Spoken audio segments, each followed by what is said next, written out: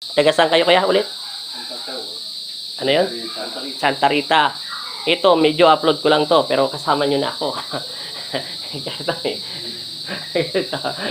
Ulitin ko sa iyo ha. Yung kanina hindi ko na-upload yon. Ulitin ko sa inyo ha. Huwag na kayong mangamba dahil wala naman yung isang buwan na siya ginamot, di ba? Na-engkanto siya dahil naligo. Pag ang engkanto, hindi na babalik talaga. Pag sinabi niya susuko, susuko na yan. Physical lang ng anak mo yun, sakit. Tapos sa pagtulog niya, sa paghiga, kaya kinik maigi sa spiritual, wala talaga. Dahil hindi uminit yung palito, di ba? Hindi sumakat yung papel. Yung stick na nilagay ko, pinalagay lang ng Panos Cristo yung power para linisin lang daw yung physical mo. At para yung utak mo, huwag ka nang isip na babalikan ka pa ng mga engkanto dahil hindi na babalik yun. Kasi naniniwala ang isip at puso mo, ang Panginoon Kristo ang naghahari sa ating buhay. Elemento lang sila. Mga tao din yun na sinumpa ng Panginoon Kristo, na lumalaban sa Panginoon Kristo. Yung hindi pa pinapanganak si Jesus. Pag sinabi ng Panginoon Kristo na hindi na yung babalik, hindi na. Paniwalaan mo po. Kung bumalik siya, di sana uminit yung papel at sumakit yung palito. Di ba? Tagal-tagal ko dinasalay yung daliri mo. Una parang tingin ko sa anak nyo, wala na siyang sakit. Naisip nyo lang kung bakit sumakit sa galira niya.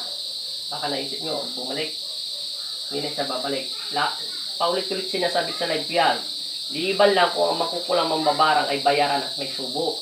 Dahil hindi mo basta mapapatay yun. Kasi bayaran siya. Babalikan niya. Kung pinapatrabaho ulit ng nagpapautos. Ngayon, masakit pa ba tagilira mo? Masakit pa ba yung sikmura mo? Hindi ka pa nakakainom ng tubig yan ha. Mamaya-maya konti. Kasi sobrang lamig. O, ngayon nga, dati ka payat-payat yan eh. Pumunta rito eh. O, tumaba na. Nagbago na yung mukha. Nakikita siya? Ilang minutes na yan? 2 minutes. O, 2 minutes na tayo. Salamat ha. God bless po. Ano ngayon? 14? Okay na. Salamat. Thank you. God bless. Oh. Babasbasan natin yung motor. O, sige, continue na natin to. Basbas na rin yung motor. Sana ba yung holy water natin? Ito pala. Sige, basbas sa motor. Sige, hawak kayo dyan. Continue na lang natin to.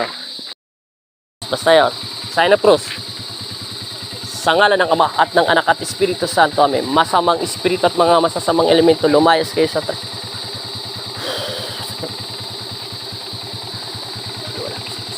meron kayong meron kayo kasakay na duwending itim. Espiritu Santo, amen. Okay na yan. Salamat po. Okay na. Okay na. Okay, layas. Salamat po. Okay. Salamat din ha. Thank you ha. Kumain na kami, Teng. Sige. Ingat sa biyahe.